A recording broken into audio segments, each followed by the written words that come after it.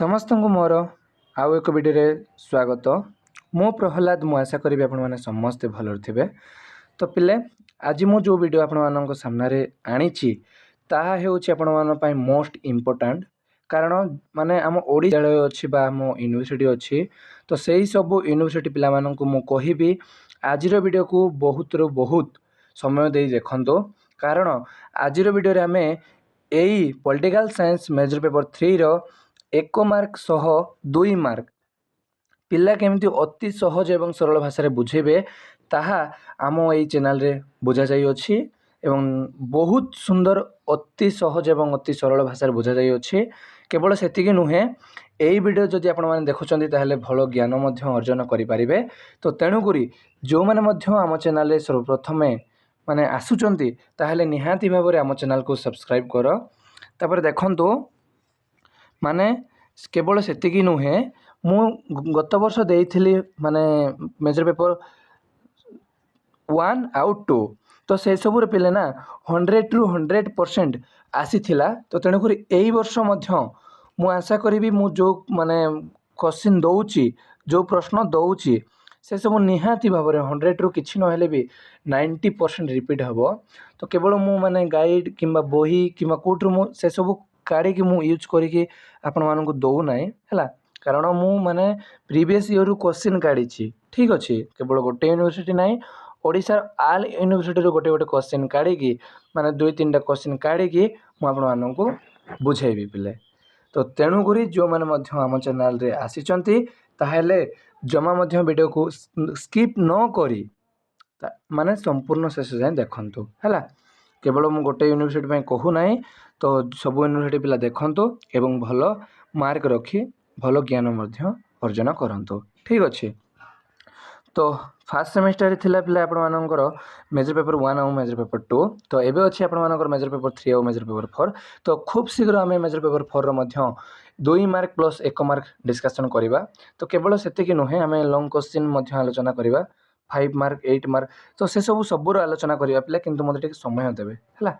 ତ ଚାଲ, ଅଧିକ କିଛି କହିଦେଲି, ତ ଆମେ ଆମ ଟପିକ୍କୁ ଯିବା, ଠିକ୍ ଅଛି।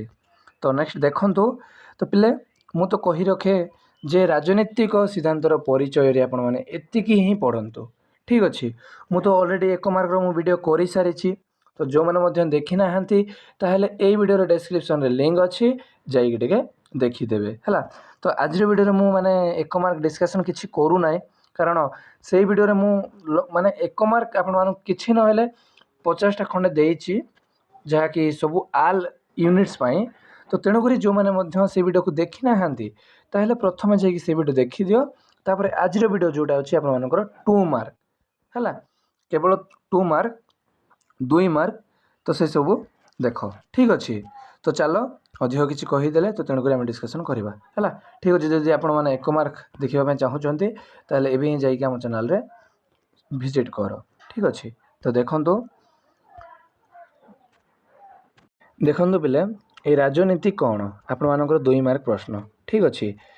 ଏହା ନା ପିଲେ ଗତ ବର୍ଷ ଆସିଥିଲା, ଠିକ୍ ଅଛି। ନିହାତି ଭାବରେ 100ରୁ 100% ଏଇ କ୍ୱେଶ୍ଚିନ୍ ଆସିବ, ହ୍ୱାଟ୍ ଇଜ୍ ପଲିଟିକ୍ସ, ଠିକ୍ ଅଛି।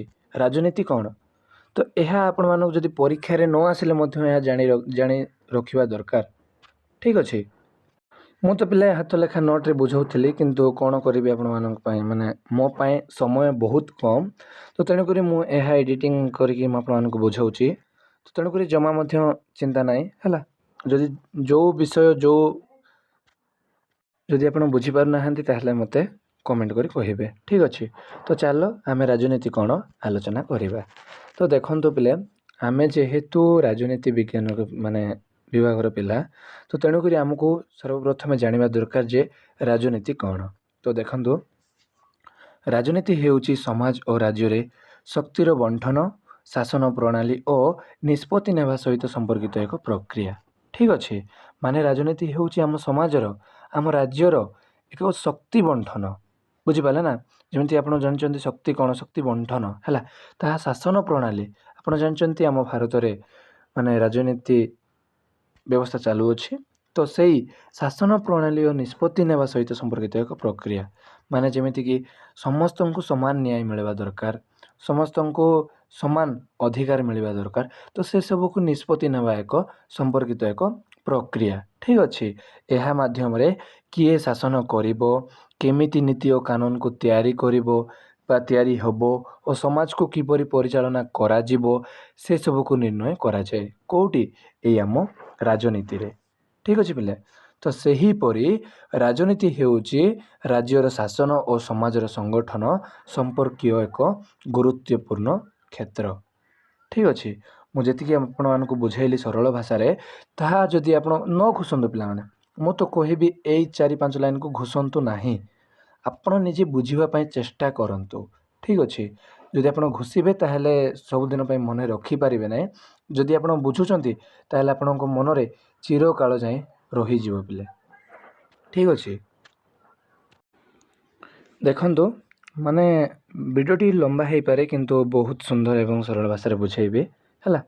ତ ନେକ୍ସଟ ଦେଖନ୍ତୁ, ଆମର ଆଧୁନିକତାର ଅର୍ଥ ବୁଝେଇ ଲେଖ ହେଲା। ମୁଁ ମାନେ ଇଂଲିଶରେ ମାନେ ଆନ୍ସର୍ ଦେଇନାହିଁ, ତ ଓଡ଼ିଆ ମିଡ଼ିୟମ୍ ପିଲା ତାହେଲେ ନିହାତି ଦେଖନ୍ତୁ। ଠିକ୍ ଅଛି। ଯଦି ଆପଣ କହିବେ ଇଂଲିଶ ମିଡ଼ିୟମ୍ ତାହେଲେ ମୁଁ ଇଂଲିଶ ମିଡ଼ିୟମ୍ ମଧ୍ୟ କ୍ଲାସ୍ କରିବି, ତ ତେଣୁକରି କିଛି ଅସୁବିଧା ନାହିଁ। ତ ଉତ୍ତର ଆନ୍ସର୍ ଜାଣନ୍ତୁ। ଆଧୁନିକତାର ଅର୍ଥ ହେଉଛି ନୂତନ ଚିନ୍ତାଧାରା। ମାନେ ଏଇ ଆଧୁନିକତାର ଅର୍ଥ ହେଉଛି ନା ପିଲାମାନେ ନୂତନ ଚିନ୍ତାଧାରା। ନୂତନ ମାନେ ନୂଆ ଚିନ୍ତାଧାରା। ମାନେ ଯେମିତିକି ଆମ ରାଜନୀତିରେ କ'ଣ କିଛି ନୂଆ ଚିନ୍ତାଧାରା ହେଇପାରିବ କି? ନୂଆ କିଛି ନିୟମ ଆଡ଼୍ ହେଇପାରିବ କି? ସେସବୁର ଅର୍ଥ ହେଉଛି ଆଧୁନିକତା। ଠିକ୍ ଅଛି। ତାପରେ ଦେଖନ୍ତୁ, ବୈଜ୍ଞାନିକ ମନୋଭାବ ଓ ଉନ୍ନତି ଜୀବନଶୈଳୀକୁ ଗ୍ରହଣ କରିବା। କ'ଣ? ଏଇ ଆଧୁନିକତାର ଅର୍ଥ। ଠିକ୍ ଅଛି।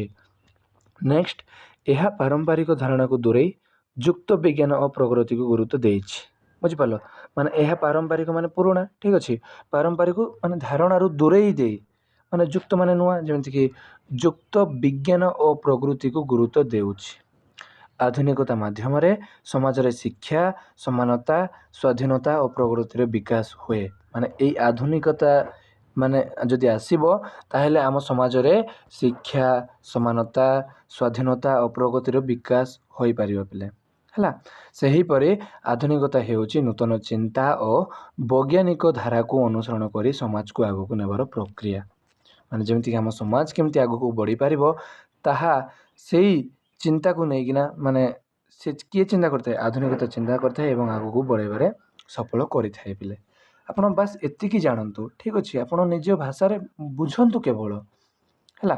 ତ ନେକ୍ସଟ ଦେଖନ୍ତୁ, ନେକ୍ସଟ ଅଛି ଆମର ନାଗରିକତାର ସଂଜ୍ଞା ଦିଅ। ନାଗରିକତା ମାନେ କ'ଣ? ତାର ସଂଜ୍ଞା। ସଂଜ୍ଞା ମାନେ ବୁଝିପାରୁଛନ୍ତି? ଡେଫିନେସନ୍ ହେଲା।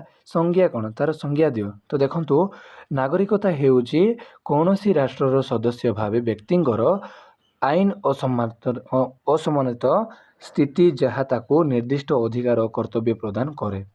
ବୁଝିପାରିଲେ? ମାନେ ନାଗରିକତା ହେଉଛି ଯେକୌଣସି ରାଷ୍ଟ୍ରର ସଦସ୍ୟ, ମାନେ ଆମେ ମାନେ ସଦସ୍ୟ ବୋଲି ଆପଣ ଜାଣିଛନ୍ତି, ସଦସ୍ୟ ଭାବେ ବ୍ୟକ୍ତିଙ୍କର ଆଇନ ସମ୍ମତ, ଆମର ଯେଉଁ ଆଇନ ଅଛି ସେଇ ସମ୍ମାନତ ସ୍ଥିତି ଯାହା ତାଙ୍କୁ ନିର୍ଦ୍ଦିଷ୍ଟ ଅଧିକାର ଦେଇଥାଏ, ତ ସେଇ କର୍ତ୍ତବ୍ୟର ପ୍ରଦାନ ହେଉଛି ନାଗରିକତାର ସଂଜ୍ଞା। ଠିକ୍ ଅଛି। ଏହା ମାଧ୍ୟମରେ ବ୍ୟକ୍ତି ଭୋଟ ଦେବା, ସରକାରୀ ସୁବିଧା ପାଇବା ଓ ଦେଶର କାନୁନ ମାନିବାର ଅଧିକାର ଓ ଦାୟିତ୍ୱ ରଖେ। ବୁଝିପାରିଲେ ନା? ମାନେ ଏଇ ନାଗରିକତା ଦ୍ୱାରା ବ୍ୟକ୍ତି ଜଣେ କେମିତି ଭୋଟ ଦେବ, ସରକାରୀ ସୁବିଧା କେମିତି ପାଇବ, ତ ଦେଶର କାନୁନ କେମିତି ମାନିବାର ଅଧିକାର ଦରକାର, ତ ସେସବୁକୁ ଦାୟିତ୍ୱ ରଖିଥାଏ। ସେହିପରି ନାଗରିକତା ହେଉଛି ରାଷ୍ଟ୍ର ସହିତ ବ୍ୟକ୍ତିର ଆଇନ ସମ୍ବନ୍ଧିତ ସମ୍ପର୍କିତ ବା ସମ୍ପର୍କ। ଏହା ମୋଷ୍ଟ ଇମ୍ପୋର୍ଟାଣ୍ଟ ପିଲେ। ଠିକ୍ ଅଛି। ମୁଁ ତ କହିବି ଏଇ ପ୍ରଶ୍ନ ନିହାତି ଆସିବ ହେଲା। ତ ତେଣୁକରି ଏଇ ଆନ୍ସର୍ ନିହାତି ଭାବରେ ଟିପିକି ରଖନ୍ତୁ ବା ଲେଖିକି ରଖନ୍ତୁ। ତ ନେକ୍ସଟ ଅଛି ନୂତନ ଉଦାରବାଦ କ'ଣ ହେଲା। ନୂତନ ଉଦାରବାଦ ମାନେ ନୂଆ ଉଦାରବାଦ କ'ଣ? ତ ଦେଖନ୍ତୁ, ନୂତନ ଉଦାରବାଦ ହେଉଛି ଏକ ଆର୍ଥିକ ଓ ରାଜନୈତିକ ଧାରଣା ଯାହାରେ ବଜାର ସ୍ୱାଧୀନତା, ବେସରକାରୀକରଣ ଓ ସରକାରୀ ହସ୍ତକ୍ଷେପ କାମ, ଏଇଟା ପିଲାମାନେ ଠିକ୍ ଅଛି, କମ ହେଇଯାଇଛି, ଏଇଟା ମିଷ୍ଟେକ୍ ହେଇଯାଇଛି, କାମ କରିବାକୁ ଗୁରୁତ୍ୱ ଦିଆଯାଏ। ମାନେ ନୂତନ ଉଦାରବାଦରେ କ'ଣ ନା, ଉଦାରବାଦ ମାନେ ଯେମିତିକି ସ୍ୱାଧୀନତା, ବେସରକାରୀକରଣ ଓ ସରକାରୀ ହସ୍ତକ୍ଷେପ କାମ କରିବାର ଗୁରୁତ୍ୱ ଦିଆଯାଇଥାଏ ପିଲାମାନେ। ଠିକ୍ ଅଛି। କେମିତି କାମ କରାଯିବ ଦରକାର, ମାନେ ଏଇ ମାନେ ଏଇ ରାଜନୀତି ଦ୍ୱାରା କେମିତି କାମ ହେବା ଦରକାର ସେସବୁକୁ ସେ ଚିନ୍ତା କରିଥାଏ। ତ ଏହା ଅନୁସାରେ ବ୍ୟବସାୟ ଓ ରାଜନୀତିରେ ସରକାର କମ୍ ଭୂମିକା ନେଇ ବେସରକାରୀ କ୍ଷେତ୍ରକୁ ଅଧିକ ସୁଯୋଗ ଦେଇଥାଏ। କାହାକୁ? ବେସରକାରୀ, ମାନେ ସେ ସରକାରୀ ନୁହେଁ, ପ୍ରାଇଭେଟ। ଠିକ୍ ଅଛି କି ନାହିଁ? ତ ତାହାକୁ ସିଏ ଅଧିକ ଗୁରୁତ୍ୱ ଦେଇଥାଏ କି ନୂତନ ଉଦାରବାଦ। ଠିକ୍ ଅଛି, ମାନେ ଯେମିତିକି ଜାଣିଛନ୍ତି ଆମ ଦେଶରେ ମାନେ ଶିକ୍ଷିତ ବ୍ୟକ୍ତି ଅଧିକ କିନ୍ତୁ ମାନେ ଚାକିରି କମ୍। ମାନେ ମୁଁ କହୁଛି ପଢ଼ିବା ଲୋକେ ବହୁତ କିନ୍ତୁ ଚାକିରି କମ୍। ତ କ'ଣ ପାଇଁ ସେଇଟା? ଏଇ ନୂତନ ଉଦାରବାଦ ମାନେ ସେ ବୁଝାଇଥାଏ ଯେ ମାନେ ଜଣଙ୍କୁ କେବଳ ଗଭର୍ଣ୍ଣମେଣ୍ଟ ଚାକିରି ହିଁ ମାନେ ଆବଶ୍ୟକତା ନୁହେଁ। ଠିକ୍ ଅଛି କି ନାହିଁ? କେବଳ ମାନେ ସରକାରୀ ଚାକିରି ହିଁ ଆବଶ୍ୟକତା ନୁହେଁ। ତ କ'ଣ ଆମେ ବେସରକାରୀ କ୍ଷେତ୍ରରେ ଯାଇକରି ମଧ୍ୟ ଆମେ ଗୋଟେ ଭଲ ମଣିଷ ହେଇପାରିବା। ତ ତାହା ଆମକୁ ଶିଖାଇଥାଏ କି ଏଇ ନୂତନ ଉଦାରବାଦରେ ପିଲେ। ଠିକ୍ ଅଛି, ସେହିପରି ନୂତନ ଉଦାରବାଦ ହେଉଛି ସ୍ୱାଧୀନ ବଜାର ଓ କମ୍ ସରକାରୀ ନିୟନ୍ତ୍ରଣକୁ ସମର୍ଥନ କରିବାର ଧାରଣା। ବୁଝିପାରିଲେ? ମୁଁ ଆଶା କରିବି ବହୁତ ସୁନ୍ଦର ଭାବରେ ଆପଣମାନେ ବୁଝିପାରୁଥିବେ।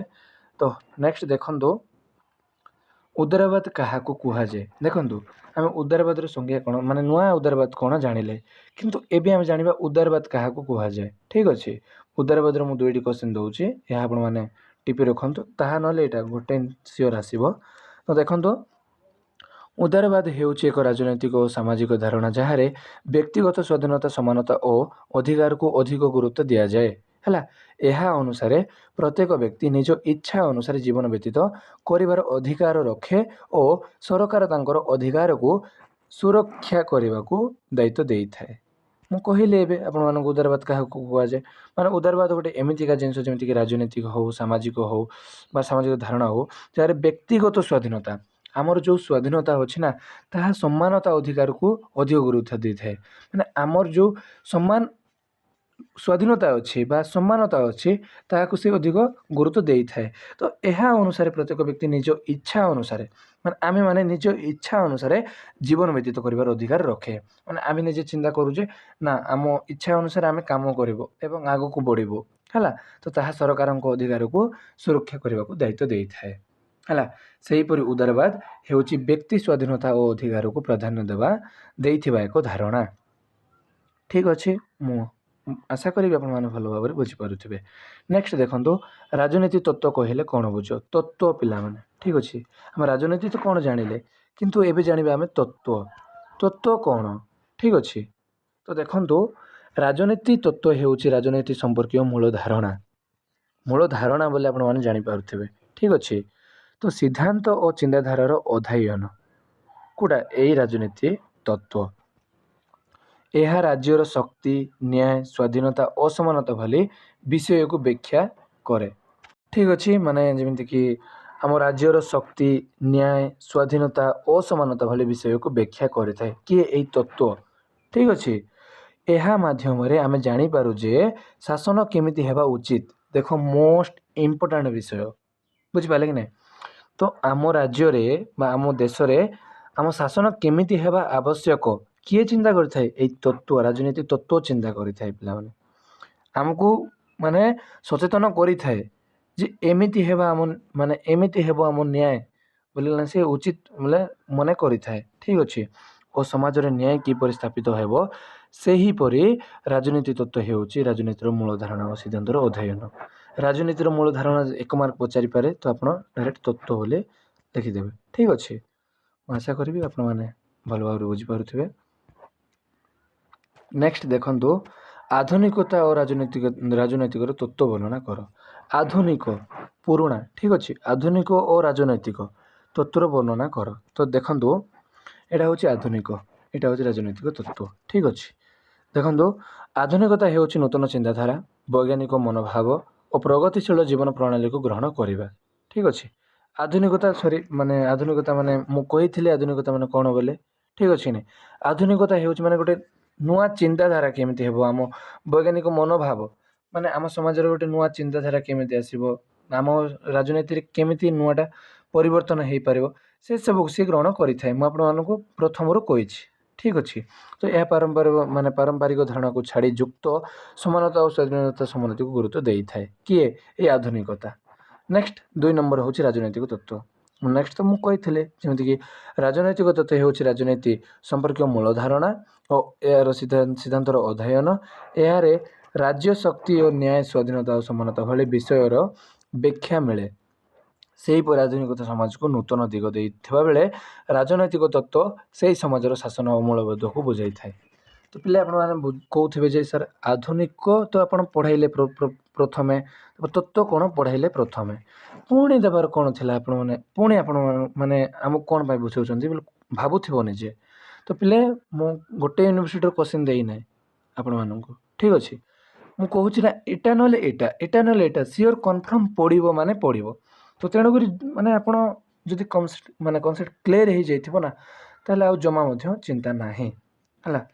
तो नेक्स्ट देखंतु राजनैतिक दर्शन कौन philosophy political philosophy what is political philosophy. तो देखंतु राजनैतिक दर्शन हेउची राजनीति संपर्क मूल मूलबोध और आदर्श मानकर चिंतन विश्लेषण माने यही राजनीति संपर्क माने राजनीति दर्शन हेउची आम एक राजनैतिक संपर्क एक मूल माने मूलबोध और आदर्श मानकर चिंतन और विश्लेषण राजनीति के आम जमी चिंता करुचे सेमती एक विषय सेमती चिंता करने विषय यह माने यही दर्शन कौन होता है ना पिला माने यह न्याय स्वाधीनता समानता अधिकार और शासन न्याय संकेतता विषय अध्ययन करें किए करें दर्शन करें ठीक अच्छे।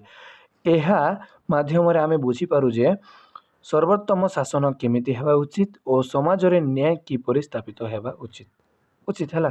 तो सही पर राजनीतिक दर्शन हो राजनीतिर मूल आदर्श और मूलबोधर अध्ययन मु आशा करी आपने बहुत सुंदर भाव में बुझीपारे है ठीक अच्छे। नेक्स्ट क्वेश्चन जानिबा तो बहुत अच्छी तो तेणुक आम आज टे कम डिस्कसन करवा ठीक अच्छे। मु यही पीडीएफ मु व्हाट्सएप ग्रुप रे माने प्रोवाइड करी तो तेणुक जो मैंने जॉइनिंग होना ये वीडियो डिस्क्रिप्शन लिंक देदेवे जाकि जॉइनिंग होइजिबे है। जनमंगल राष्ट्र कौन यहाँ हूँ मोस्ट इम्पोर्टाट पिला है जमीक जनमंगल राष्ट्र वेलफेयर स्टेट है तो हेउची सही राष्ट्र जहाँ निज नागरिक मान समग्र मंगल और सुख समृद्धि काम करे बुझीपारे ना यह तो आम इम्पोर्टाट होगापी पड़ो ही ना माने आम राष्ट्रर जहाँ निज नागरिक मान समग्र मंगल माने समस्त मंगल और सुख समृद्धि काम करें किए ये जनमंगल राष्ट्र। यह शिक्षा स्वास्थ्य चाकरी सामाजिक सुरक्षा इत्यादि सुविधा प्रदान करी लोक मान जीवन समान को उन्नति करे। सही परि जनमंगल राष्ट्र हेउची एक एमिति राष्ट्र जहाँ नागरिक मान कल्याण को प्राथमिकता दे थाए। यह पिला माने मोस्ट इम्पोर्टाट ठीक अच्छे मु जो आपण 4 ରୁ 5 लाइन बुझाऊँ ना ये सब आपण मैंने निहाती भाव में बुझी दरकार है। ये सब बही देखी गाइड ना पिले मु जो आंसर आणुची से जो बहुत माने एठरू काढ़ुची सेठरू काढ़ुची तो तेणुक मत टे लेट हो जाऊँ वीडियो आने। नेक्स्ट अच्छी राजनीतिक सिद्धांत कौन आम जाना ए राजनीतिक सिद्धांत ठीक अच्छे। देखो राजनीतिक सिद्धांत हो राजनीति संपर्क व्यवस्था धारणार नीति मानकर समुच्चय ठीक अच्छे। यह राज्यर शक्ति शासन न्याय स्वाधीनता और समानता भले विषय को वैज्ञानिक और युक्त सम्मिलित भाव व्याख्या करे। यह आमको राजनैतिक व्यवस्था को बुझा और श्रेष्ठ शासन प्रणाली विचार करिबारे साहाय्य करिथाए। राजनैतिक सिद्धांत हेउची एमिति एक सिद्धांत जो थे कि निज गोटे व्यक्ति तार माने शक्ति शासन न्याय स्वाधीनता और समानता को भले विषय को वैज्ञानिक माने युक्त समान भाव व्याख्या करिथाए बुझीपारे कि नहीं ठीक अच्छे माने से समान अधिकार पाई थाए। तो सही परि राजनैतिक सिद्धांत हेउची राजनीतिर नीति और धारणा मानकर व्यवस्थार अध्ययन मु आशा करी आपण माने बहुत भल भाव में बुझीपारुथिबे। नेक्स्ट अच्छी देखंतु आधुनिकतावादर 3टी वैशिष्ट्य लेख मु 3टी वैशिष्ट्य दे देछि आपण मानकु महाकथाकर माने अस्वीकार विभिन्नतार स्वीकृति तापर अच्छी सत्यर सापेक्षता ठीक अच्छे। उत्तर अच्छी जमीक आधुनिकतावादर मुख्य वैशिष्ट्य गुड़िक है महाकथार अस्वीकार माने कौन ना पिला यह बड़ बड़ समस्या सत्य ग्रांड थ्योरी को माने नहीं है बरम छोट छोट अनुभव को गुरुत्व दे थाए किए यही महाकथा अस्वीकार ठीक अच्छे। बुझिपारे ना यह बड़ बड़ घटना को समस्या को माने ना। नेक्स्ट विभिन्नतार स्वीकृति समाज में भिन्न भिन्न मत संस्कृति और चिंताधारा को सम्मान दे था किए विभिन्नतार संस्कृति मु गोटे लाइन लिखी किंतु आप बुझुं भल भल कथा सत्यर सापेक्षता यह माने जे सत्य सबुठारु एक नुहे सत्य एक नुहे व्यक्ति और परिस्थिति अनुसार बदली थाए तो सेहीपरि आधुनिकता भितर चिंतन को गुरुत्व दे थाए। ठीक अच्छे सत्यर सापेक्षता माने हूँ सबु जगह सब बेले सत्य रही न थाए। ठीक अच्छे व्यक्ति और तार परिस्थिति अनुसार से बदली थाए यदि व्यक्ति ठीक थी ताले सेटा सत्य मन हो व्यक्ति जदि भूल थी ताले सेटा भूल हो पिले। तत्व कहले तुम्हें कौन बुझ देख मु तत्व आरी गोटे प्रश्न आपको दूसरी। ठीक अच्छे तत्व कौन सी विषय संपर्क मूल धारणा सिद्धांत और व्याख्यार समुच्चय यह जुक्ति और अनुभव आधार में तैयारी होता है एवं आमको कौन सी विषय को भल भाव बुझे साहाय्य करे है से तत्व हूँ ज्ञानर मूल धारणा और सिद्धांतर संग्रह। मु माने एते सहज आपको बुझाऊँगी एते सहज आपको देइछि जी भी बुझीज पिले। ठीक अच्छे नेक्स्ट देखो समाज कौन। ठीक अच्छे नेक्स्ट देखो समाज कौन देखो सोसाइटी है राजनीति तत्वर मूल दुईटी कार्य व्याख्यात्मक कार्य है जोटा कि देखो यह राजनैतिक धारणा और घटना और प्रणाली को स्पष्ट भाव बुझाई थाए तो न्यायमूलक कार्य तापर देखो यह भल मंद माने आम राजनीतिर तत्वर दुईटी कार्य देखा पाँच गोटे हूँ व्याख्यात्मक कार्य आ गोटे हूँ मूल लक्ष्य माने सॉरी हाँ आ गोटे हूँ मूल्ययन मूलक कार्य। ठीक अच्छे माने गोटे आमको व्याख्यात्मक कार्य कौन बुझाई थाए ना पिले आम राजनीतिर धारणा और घटना प्रणाली को स्पष्ट भाव बुझाई थाए एवं मूल्ययन मूलक कार्य कौन कही था ना यह भल मंद न्याय अन्याय आदि को मूल्ययन कर श्रेष्ठ शासन विषय मत दे थाए सेहीपरि राजनीति तत्व राजनीति विषय को बुझाइबा सहित तार मूल्ययन करिथाए है। नेक्स्ट देखो प्रामाणिक राजनीति तत्वर सारांश कौन उत्तर प्रामाणिक राजनीति तत्वर जोटा कि हेउची एक धारणा जहाँ केमिति हेबा उचित बोली प्रश्नर उत्तर खोजे बुझिपारे कि नहीं प्रामाणिक राजनीति तत्वर होउची ना पिलाने गोटे राजनीति केमिति हेबा उचित से प्रश्न करिथाए है गोटे न्याय केमिति हेबा उचित से प्रश्न करिथाए या न्याय समानता न्याय स्वाधीनता समानता और अधिकार भली मुख्य मूल्यबोध उपरे भित्ति कर श्रेष्ठ शासन और समाज विषय धारणा दे थाए सेहीपरि प्रामाणिक राजनीति तत्व हेउची एक गुरुत्वपूर्ण शासन व्यवस्था। मु आशा करी आपण मैंने समस्त भल भाव बुझीपारे। ठीक अच्छे बहुत अच्छी तो तेणुक आम नेक्स्ट क्लास रे बुझा ये सब कारण आज वीडियो बहुत लंबा हो गला तो तेणुक मु नेक्स्ट क्लास रे बुझाइबी बोली आपण मानकु डिसाइड करछि हला मुझे भी आपण मानकु 2 मार्क देबी यह केवल 2 मार्क पाई नुहे आपण जदि समाज कौन जदि भल भाव बुझीजे ताले आपण 5 मार्क मध्य लिखिदेवे। ठीक अच्छे ना प्रामाणिक राजनीति तत्व सारांश कर एटा 5 मार्क मध्य आसी पारे आपण 5 मार्क रे मध्य भल भाव बुझुछन्ती भल मार्क रखि पारिबे हला मु आशा करी आपण मैंने समस्त भल भाव बुझीपारे जदि बुझीपारछन्ती ताहेले वीडियो को लाइक करी वीडियो को आपण मानक सांगसाथी मानक निहाती भाव शेयर करंतु। तो आज वीडियो पे एतिकी वीडियो देखुथारु बहुत बहुत धन्यवाद। आज वीडियो केमिति लागला जमा मध्य कमेंट करबे भूलिबे नाही हला नेक्स्ट आमे कोर पेपर 4 रे मध्य एभली वीडियो आनिबा पय जाउ अच्छे तो तेणु करी वीडियो को बहुत माने शेयर करंतु हला आम चैनल को सब्सक्राइब करंतु। तो रहिले जय जगन्नाथ आपण मानकर दिन शुभ हो पिला।